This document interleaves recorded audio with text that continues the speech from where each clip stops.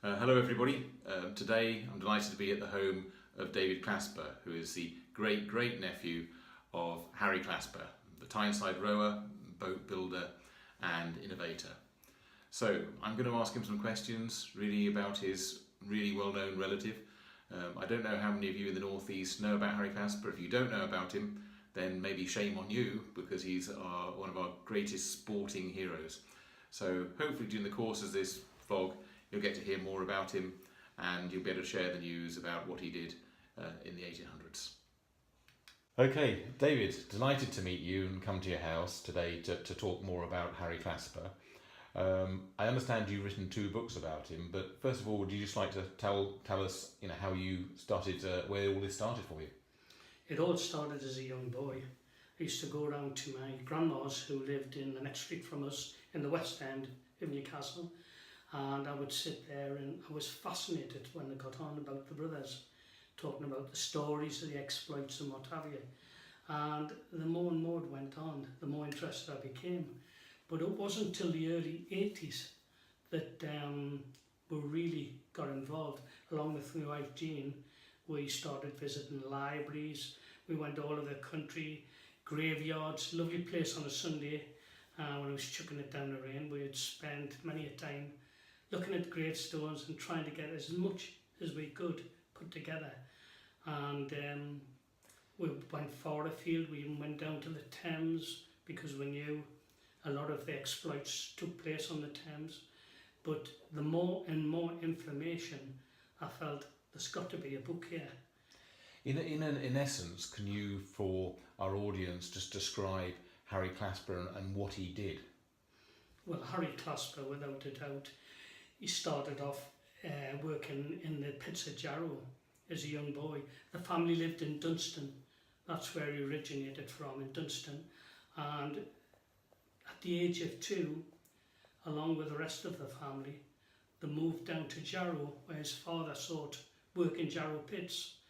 And it was there that young Harry went to school, when he was there, but he used to be more time down on the sides of the river. He was fascinated watching the ships come and go, the big boats taking coal, etc., out to the big ships waiting off the Tyne. And the more it went on, it was obviously in his mind, when he got older, he wanted to have more involvement with the river.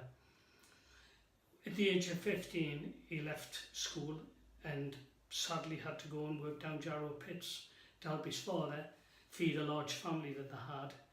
And it wasn't the life for Harry. He was only there 2 weeks, and the short time he was there, there was many an accident, and I think he felt, this is not for me. So he went to learn an apprenticeship at the High Port of South Shields, and then moved down to Palmer's, what we know as Palmer's shipyard, and worked there for a short time. But it wasn't long before he had to go back to the mines, as his father Robert was struggling to feed a large family. And it was from here that there was the breakthrough for Harry, which was the miners' strike of 1831, and the family moved back to Dunstan. And this is where young Harry starts to get a feel for the river. So he got into boat building? Yes, he obviously had the early training of his apprenticeship as such, and we know in the early 1840s he'd already built 2 boats, the Hawk and the Young Hawk. So there was no doubt about it, he was a clever young lad. And it was then he went on to work at the Garsfield Coal Company, and he went on to work at Hawke's yard in Gateshead. And it was there that he met his future wife, Susanna Hawkes, who was in fact a relative. They married, and this is when we find Harry getting more and more involved with the river. Was racing on the river a sport when Harry was a young lad, or did it start, whilst he was growing up? I believe it first started, you would get workers on the river would play cards, and it would always finish up in a brawl, And then it took to them using the working boats to race on the river. And I believe this is the start where it all came about. And then these boats presumably were big, heavy lumps, obviously used to carrying goods and people. They weren't actually racing boats at all at that time. No, that's correct. They were big heavy boats to move around. And it was now they would find Harry starts to build his own racing boat, which is very much changed. It's changed very little from the design of boats that we have today. So when he was first rowing and rowing competitively, and obviously a lot of people came and watched, he was rowing in the heavier boat, and he was maybe not as successful as some other people. Would that be the case? Well, it is. In 1844, we'll go back a bit. Prior to that, the racing on the river started to be involved with money taken and changing hands. And what happened was he decided to race in boats against other rowers on the river, and they were just beating everybody. There wasn't anybody that they could find that could really give them a decent race. So friends of the Claspers put out a challenge to the Thames rowers, who were the undisputed champions of the world. And the Thames rowers put a crew together and came up on the Tyne, and Harry rowed in a boat called the St Agnes, and they raced against each other, and needless to say the Claspers were well beaten. But Harry always said that the boat he rowed in, it was twice the weight of that of the London crew, and he just felt that he was overweighted out of the race, and he carried on building boats. So that's when the real innovation came in, when he realised that rather having that whole weight of boat, to actually narrow the boat and put riggers on the outside was one of his thoughts. Well, Clasper he did design and put on outriggers on the side of the boats, and some people actually called it Clasper's boat because they credited him with the design. And I believe that the boats that we have raced on the Thames, we see them every year racing in the big races down there. And the regattas and so on. The regattas as such, yeah. And I believe that these boats now have changed very little from that of Clasper's design. Certainly when you see some of the photos of Harry Clasper rowing, they look very similar to the single sculling boats that we have at the Tyne Amateur Rowing Club. So, to me, it looks like, I say, that technology that he developed in the northeast is actually world class and has remained so over all this time. Well, I think it proves that in 1844 he went down to the Thames to take on the Thames rowers, and he went in a boat he just built called the Five Brothers, and the race was very close, and the Claspers would have won if it hadn't been for a navigational mistake by I hate to say it, but by my great-grandfather, who was Cox. And Clasper knew that it wasn't in his crew. The mistake was a mistake as such. Anyway, he knew that they had the beating of the Thames rowers, and in 1845 he built a boat and called it the Lord Ravensworth, and they went down to the Thames and they well and truly thrashed them and came back to the Tyne with a championship of the world.